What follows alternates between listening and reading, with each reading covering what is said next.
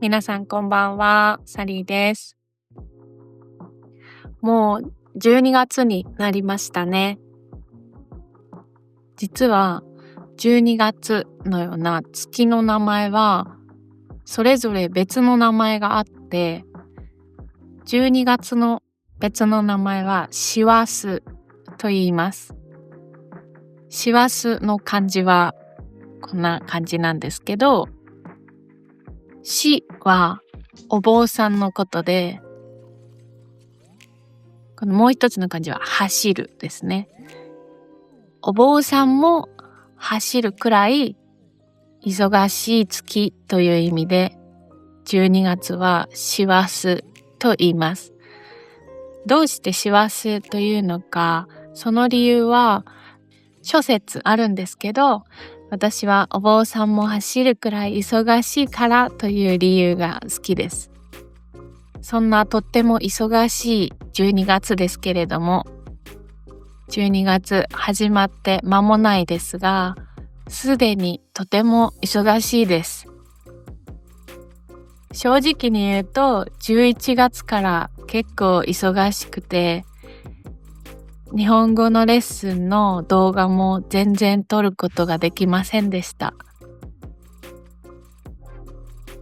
忙しいと部屋がどんどん汚くなっていきますよね。私の部屋も本当に汚いです。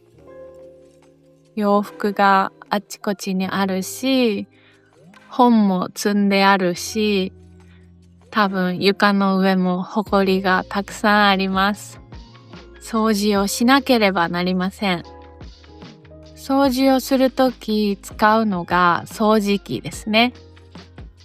実は掃除機を使うと言ってもいいんですが、もっとよく使われるフレーズがあります。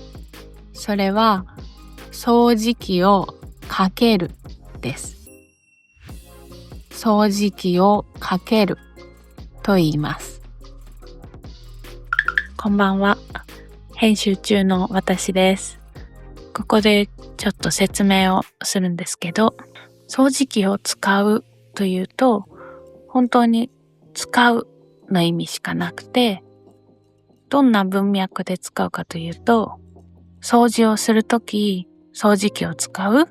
それとも、ほうきとちりとりを使う？というような、使うの意味しかないんですね。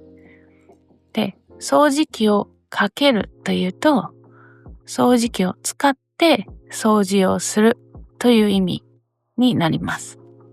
掃除をするという意味も含まれるのが、掃除機をかけるです。ちょっと難しいニュアンスなんですけど、掃除の手段を聞くなら、掃除機を使う？